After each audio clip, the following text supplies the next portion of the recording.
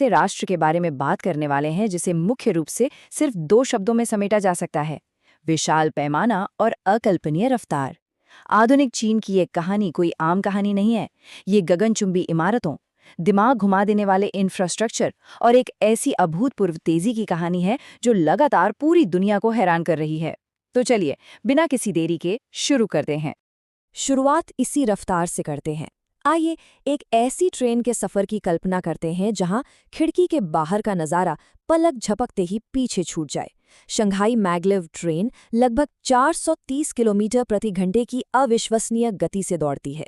ये सिर्फ एक आंकड़ा नहीं है, बल्कि ये उस तेज रफ्तार की एक छोटी सी झलक है जिस पर ये पूरा देश आगे बढ़ रहा है।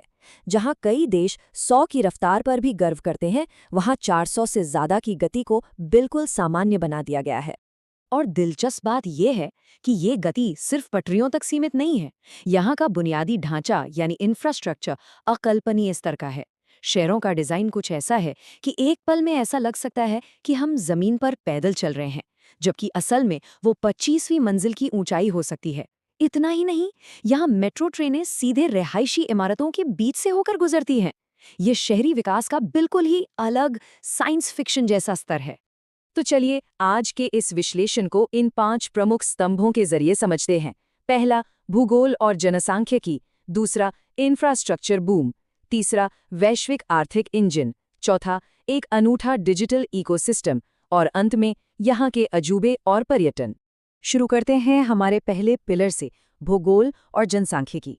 पूर्वी एशिया में स्थित ये राष्ट्र सिर्फ अपने भूगोल के लिए ही नहीं, बल्कि अपने विशाल मानव संसाधन के लिए भी जाना जाता है।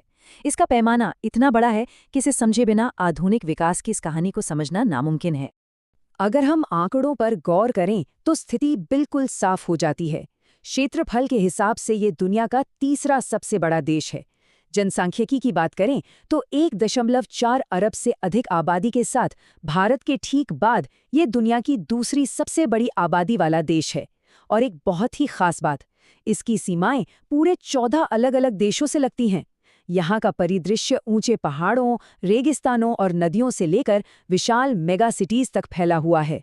शहरों की बात छिड़ी है तो राजधानी बेशक बीजिंग है, लेकिन इसका सबसे बड़ा शहर शंघाई है।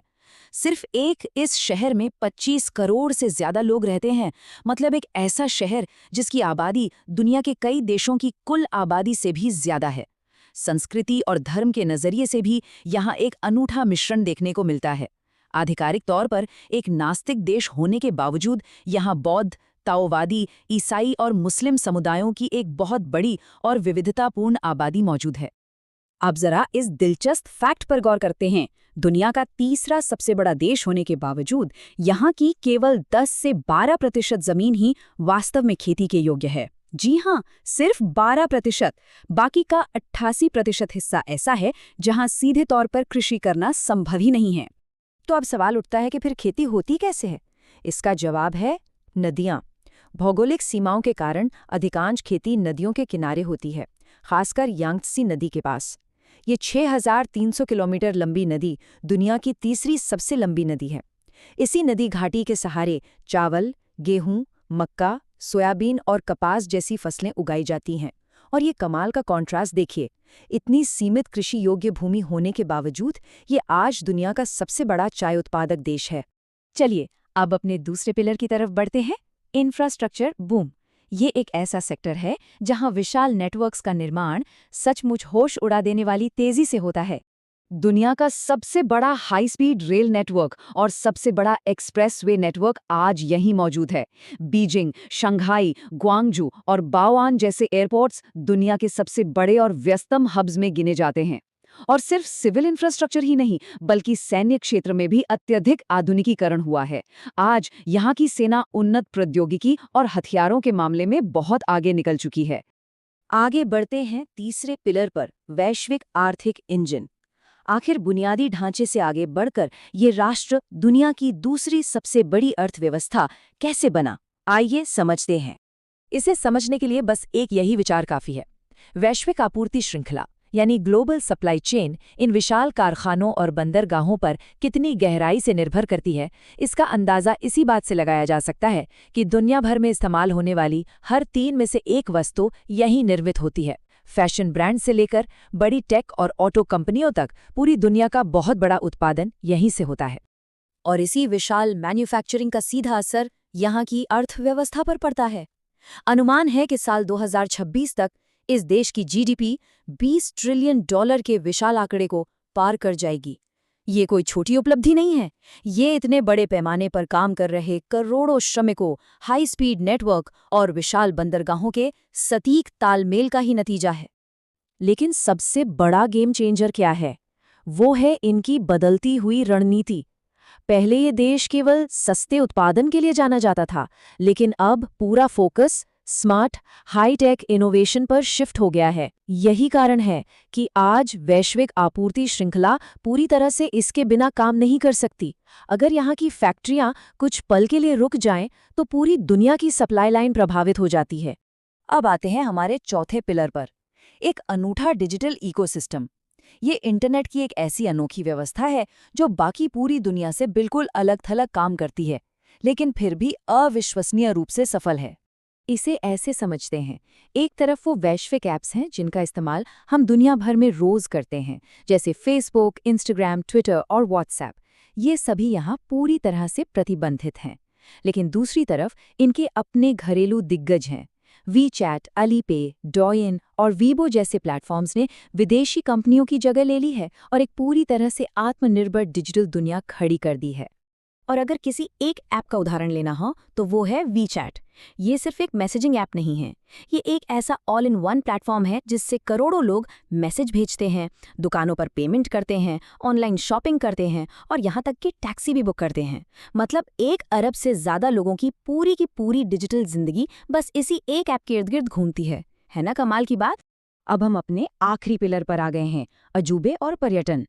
तकनीक, अर्थव्यवस्था और इंफ्रास्ट्रक्चर की दुनिया से थोड़ा बाहर निकलें तो ये देश अपने प्राचीन ऐतिहासिक अजूबों और भविष्य के शहरों के एक बहुत ही शानदार मिश्रण के लिए भी जाना जाता है। ऐतिहासिक अजूबों की बात करें तो प्राचीन राजवंशों द्वारा सुरक्षा के लिए बनाई गए हजारों किलोमीटर लंबी ग्रेट वॉल दुनिया के 7 अजूबों में से एक है। इसके अलावा फॉरबिडन सिटी, टेराकोटा आर्मी और रहस्यमयी मोगोआ गुफाएं जैसी जगहें दुनिया भर के इतिहास प्रेमियों और पर्यटकों को अपनी ओर खींचती हैं।